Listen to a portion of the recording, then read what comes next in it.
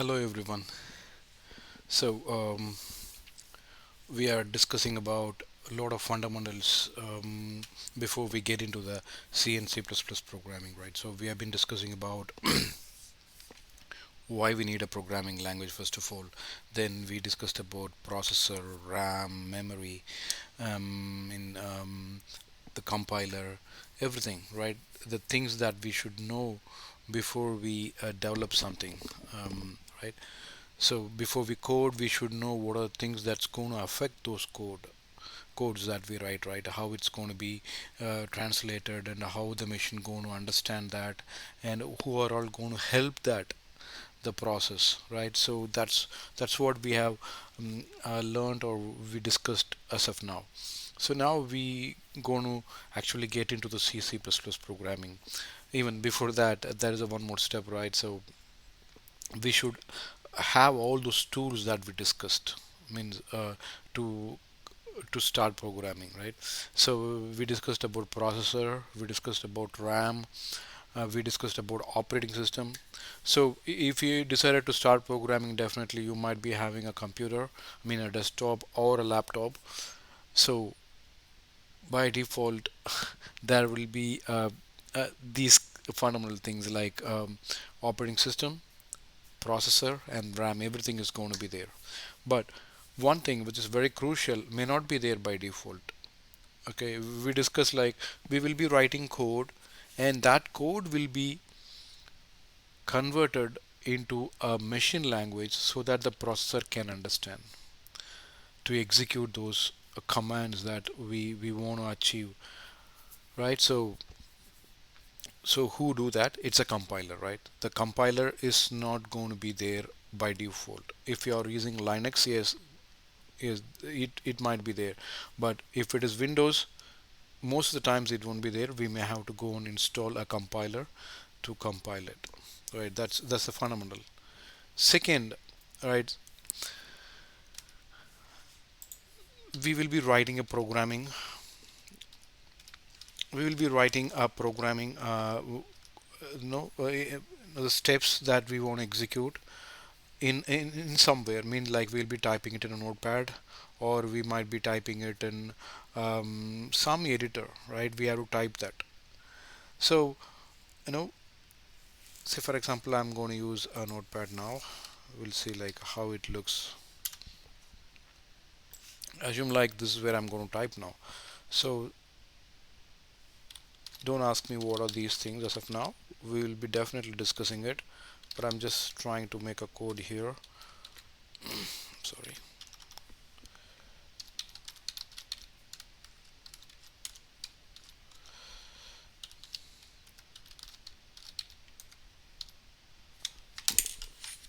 Sorry.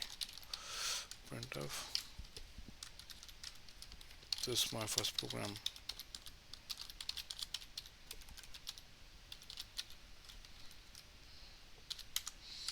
Don't ask what are those braces, colons, semicolons, and hash, everything. We will be discussing it, but just this is very simple a program that we can write in a C or C++. So yes, it's all black and white, right? Okay, for this simple program, it's okay. We can read it quite easily. But if I'm going to write a program with thousands of lines, then this definitely won't be appealing, or this is not going to be attractive for anyone who wants to read it. So to make it more lively, to make it looks better for from the readable perspective, and also for a programmer to do concentrate only on its logic. Say for example, if he wants, normally in C++, we will be having like this, means like it will be tabbed, or like the next line after the brace will be tabbed. Okay, so these things that a programmer should not do it should automatically happen so that he can concentrate only on what the logic that he has to implement in that program. So if someone is going to help us, that's good, right? So there are a lot of editors out there which could do this. They will highlight the keywords in the programming language. They do these kind of alignments to make it pleasing for readable and everything. So those editors are also important before we start programming. So compiler and editor. So now if, say for example, there is a one more thing which is called notepad plus plus, which you can also use it actually. Okay, so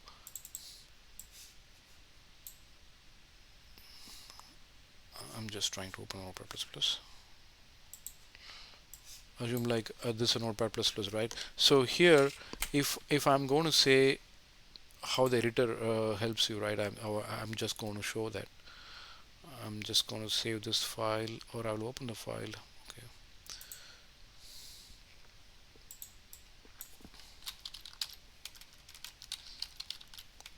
I'm sorry.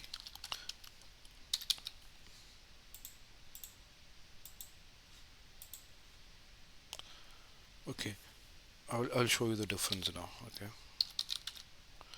now if you see, it's automatically takes showing it in a different color, isn't it?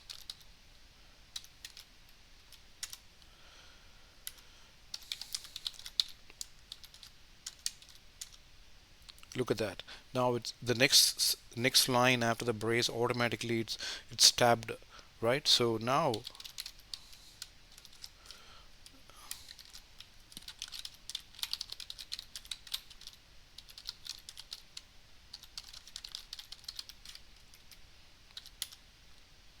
okay, now it's done. There is no more sentence now. So I'm okay. I have to return actually. So I'll put it here. Okay, simple, isn't it? This looks more good, right? Say I'm going to create another file. If I'm going to type the same thing here, will it be of same color? No, right? Even the tab is all copied actually. If I'm going to type it as it is, it's not going to even have these tabs.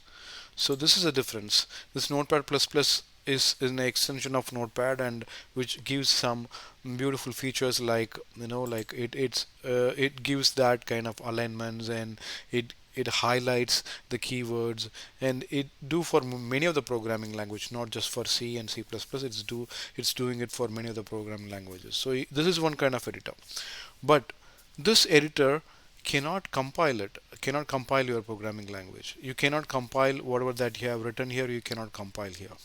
So if I have to compile, okay, as of now I'm just going to show the compiler that I have in my machine. Okay, so it may not be there in your machine. We will come into that once we install it. Okay, so let me open the compiler that I have. It's a Visual Studio compiler. I'm just building up to make you understand the importance of using an IDE. Okay, so I'm just looking for a compiler information. Visual Studio. Okay, I'm seeing. Okay, so Visual Studio Microsoft. Actually, I installed it, but unfortunately, it's not showing up. Okay, here I got it. Okay, this is a command prompt from Microsoft. Okay, means the Visual Studio or PowerShell, means the PowerShell provided by the Windows. So it's not a normal command prompt for your information. So it's a command prompt that you will get when you install Visual Studio. I'm coming to that, what is Visual Studio and everything. I'm just trying to understand. Just as of now, you consider this as a normal command prompt. Okay, now I have saved the file that I was typing here as a test C and everything. I have saved that in the C drive. Okay, and in the place test actually. So now I'm going to copy that, and I'm going to move to that folder so that I can compile it, right?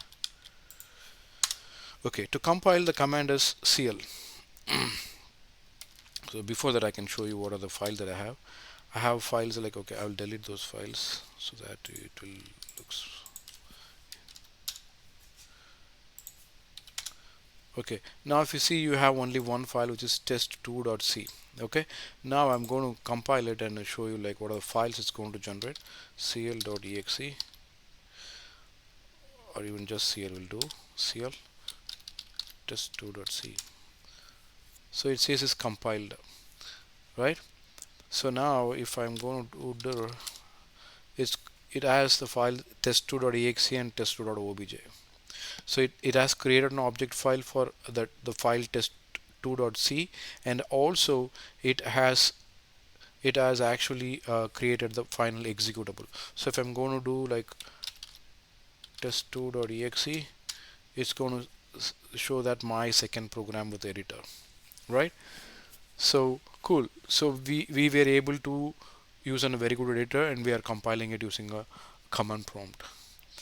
Again, if it is a simple program which has only one file of code, then definitely it's going to be easy to do this. Just modify that file and bring it here and compile it.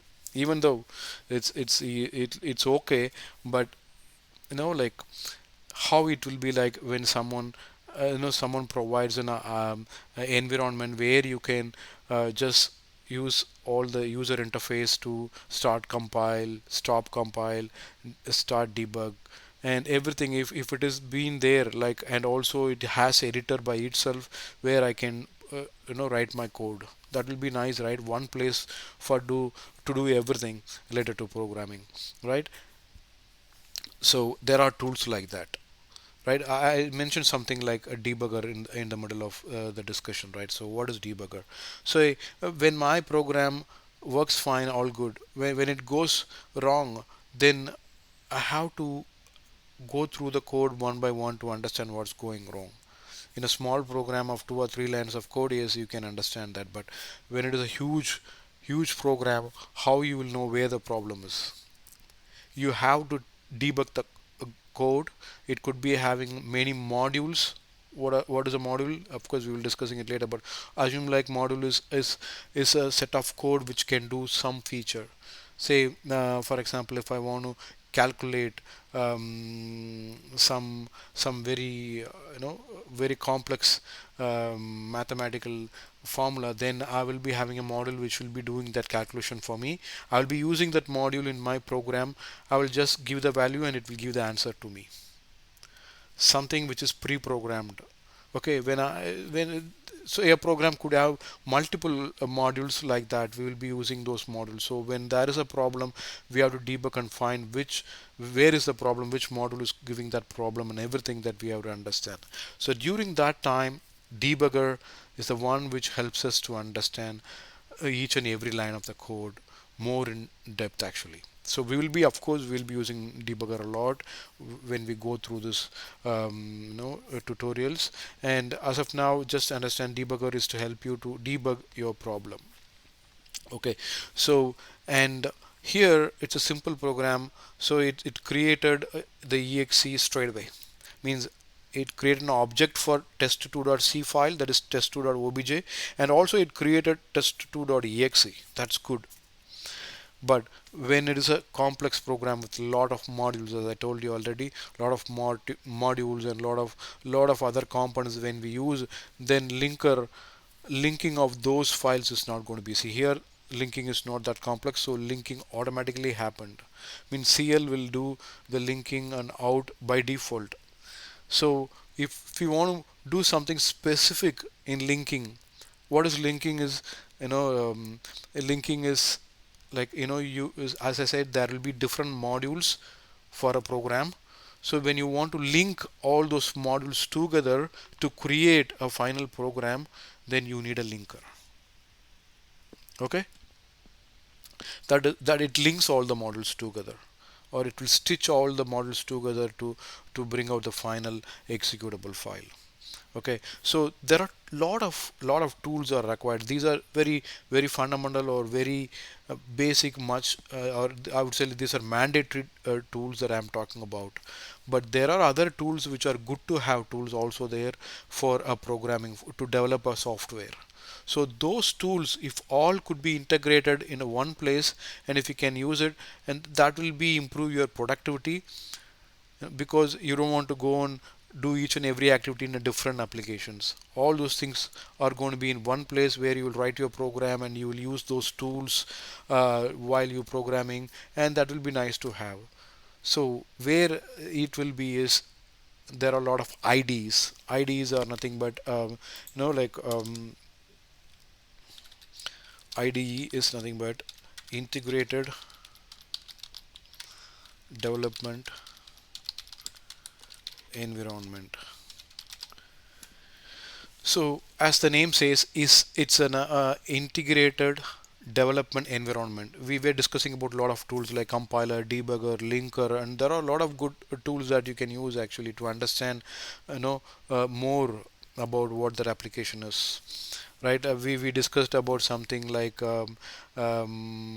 object file, whatever the program that we write will convert it into a machine language so that the machine can understand where it is. It is inside the .obj file. How I can see that? There is a tool for that.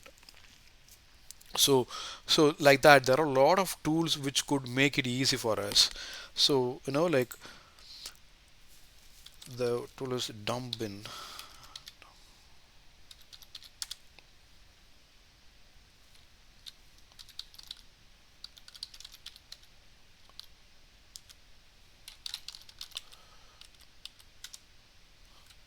I'm sorry, it's bin, not pin. Okay, so this is actually disassembly is wrong actually. Okay,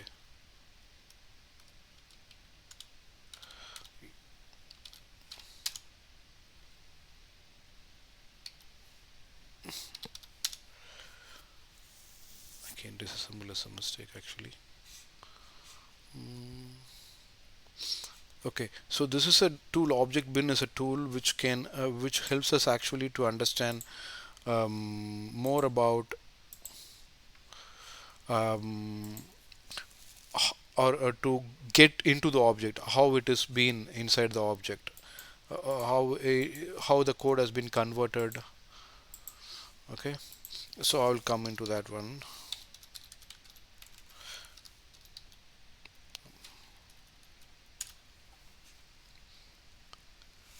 Okay, mm, okay, am I doing get this ASM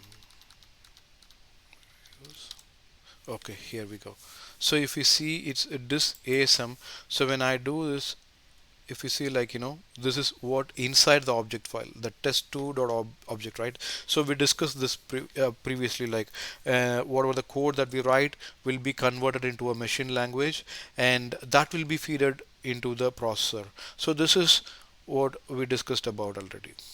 So here we go. Even in one of the, I think when we discussed about processor, we discussed about these commands, right? These are like the processor commands. I mean, like then it will be converted to ones and zeros, and that will be fed into the processor, right? So this is a one tool, right? So if I'm going to do everything one by one in a command prompt, it's going to be it's not going to look good for me. So where environment, where one place is there where we could do all these things, code and compile and disassemble, link, output, everything that will happen in one place. That is nice to have, right? So that is called IDE. So a lot of IDEs available that you can use. um, the one that I would recommend is like Microsoft Visual Studio.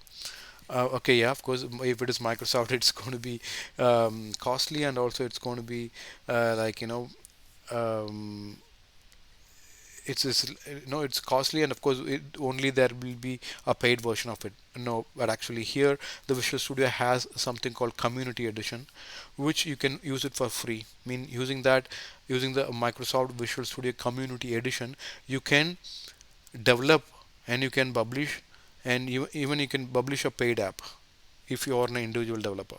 But if you are in a company or a team of people you have been developing it, then you have to pay for it. Say Microsoft or Visual Studio Community Edition. Okay, as of now, the updated is Visual Studio 2022. Okay, so this is a tool which has everything. Any individual developer can use Visual Studio Community to create their own free or paid apps. It's good, right? So it has everything. Like this is where we have been discussing about it. A lot of good to have features are available in that, so we can use it. So here we can download it and we can install it. Okay, so here is the one that for you. So this is one has or it will support a lot of programming languages. The one that we are interested is C++, right? So just you can easily download it and install it. I cannot show that demo because I have already installed in my machine. I'll see like whether I can do it in another video, but as of now you can go through that, download, and you can install. It's straightforward, just follow the instructions in the installer and it will help you go through. Just select a Visual C++ unless and until you don't want C sharp or other things, because when you go to include every programming language that it supports, it's going to be a huge installation. The size of the installation is going to be more, that's it. But it's not bad to have all those things, right? But once you started learning C++, then definitely you can jump into any programming language quite easily, right? So that is the intent of this program, this video. So what are the things that we need to start the programming? We need a compiler, we need a good editor, and if compiler and editor could be in the same place, that is IDE, and that is easy to have it. And also we have a free edition of Microsoft Visual Studio, so it's really good. And install it and be ready, and we will meet in another video which will be straight away with the programming. Okay, thank you.